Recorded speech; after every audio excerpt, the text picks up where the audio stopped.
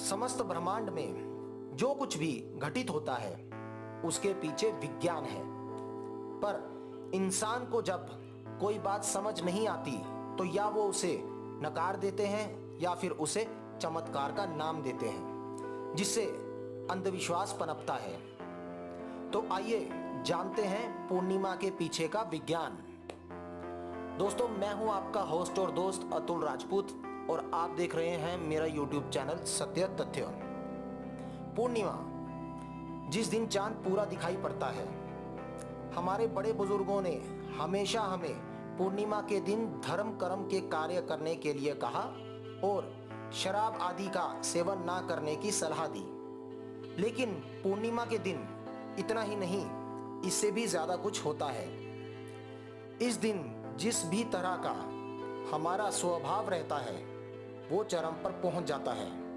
अगर आप खुश हैं तो आप अत्यंत खुश हो जाएंगे।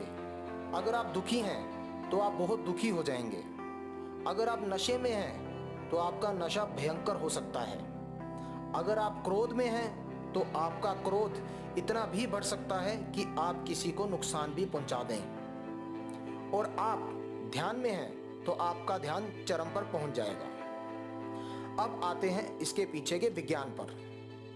पूर्णिमा के समय चांद पूरा दिखाई देता है। इस कारण चांद की गुरुत्वाकर्षण शक्ति बहुत बढ़ जाती है और इसका सीधा असर जल पर पड़ता है, क्योंकि ये तरल है। यह जल लगभग 70% पृथ्वी पर मौजूद है और चांद की गुरुत्वाकर्षण शक्ति के कारण ही समुद्र में ज्वार भाटे उठने लगते हैं। ठीक इसी तरह हमारे शरीर में भी लगभग 70% जल है। इसी कारण जल का शरीर पर महत्वपूर्ण प्रभाव पड़ता है। पूर्णिमा की रात चांद के गुरुत्वाकर्षण के कारण हमारे शरीर का जल ऊपर मस्तिष्क की ओर उठता है, जिसके कारण हमारी न्यूरॉन कोशिकाओं में हलचल पैदा हो जाती है और हम उत्तेजित हो जाते हैं और हमारा उस समय का स्वभाव चरम पर पहुंच जाता है। इसी कारण हमारे पूर्वजों ने पूर्णिमा के दिन धर्म कर्म करने व शराब आदि का सेवन ना करने के नियम बनाए, ताकि इस समय हम एक अच्छी मनोस्थिति में रहें। इसी विज्ञान के चलते गौतम बुद्ध को भी ध्यानमय होने पर पूर्णिमा के दिन ही ज्ञान की प्राप्ति हुई, जब उनका ध्यान चरम पर पहुंच गया और उसी दिन को ही बुद्ध पूर्णिमा के नाम से जाना जाने लगा।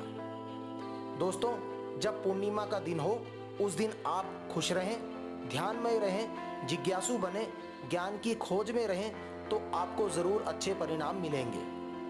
पूर्णिमा के दिन का पूरा लाभ उठाएं। धन्यवाद।